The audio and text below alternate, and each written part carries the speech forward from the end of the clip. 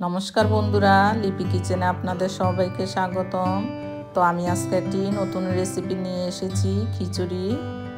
আপনারা এইভাবে ভোগের খিচুড়ি রান্না করে যে কোনো অনুষ্ঠানে দিতে পারেন, ঠাকুরের ভোগ লাগাতে পারেন, পুরো নিরামিষ।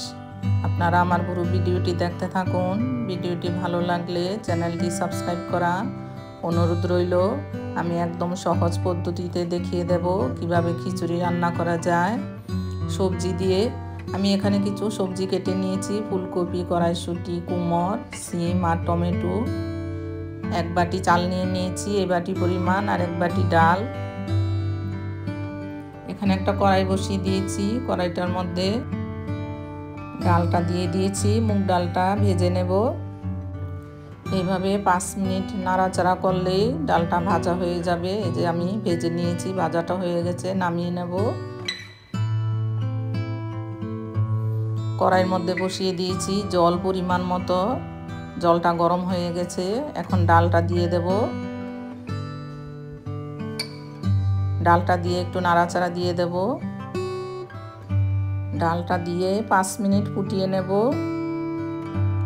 5 মিনিট ফুটিয়ে নিয়েছি, তাহলে চাল আর ডাল একরকম সেদ্ধ হবে, না হলে চালটা গলে যাবে আর ডালটা সেদ্ধ হবে না।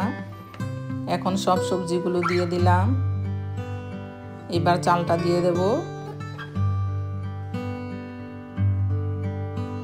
সবগুলি চাল দিয়ে একটু নাড়াচাড়া দিয়ে দেব।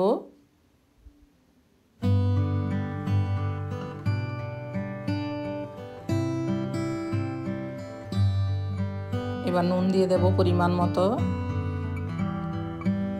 আবারও নাড়া দিয়ে দেব। আরও 10 মিনিট মতো ফুটিয়ে নিয়েছি।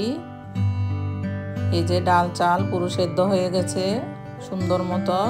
এবার কড়াইশুঁটিগুলো দিয়ে দেব, টমেটো দিয়ে দেব।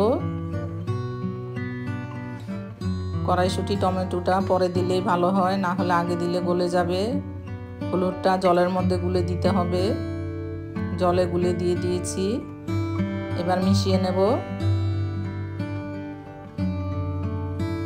এইভাবে নেড়েচেড়ে মিশিয়ে নেব হলুদটা।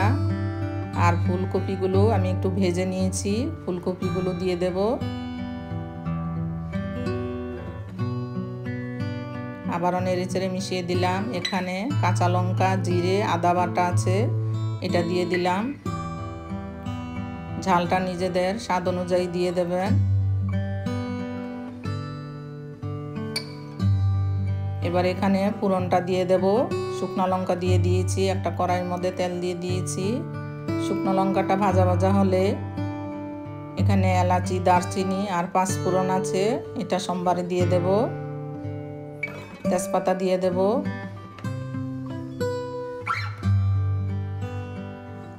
এখানে তেলের মধ্যে দিয়ে দেব আদা জিরে বাটা, একটু ভেজে নেব।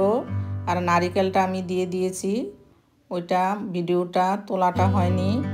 নারিকেল ভেজে দিয়েছি এই সোমবারটার মধ্যে। এবার পুরো ঢেলে দেব, সব একসাথে মিশিয়ে নেব ভালো করে। আপনারা চাইলে নারিকেলটা আগেও ভেজে দিয়ে দিতে পারেন।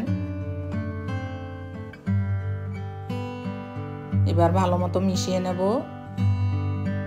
এবার নামানোর আগে পরিমাণ মতো মিষ্টি দিয়ে দেব, চিনি দিয়ে দিয়েছি, পরিমাণ মতো ঘি দিয়ে দেব।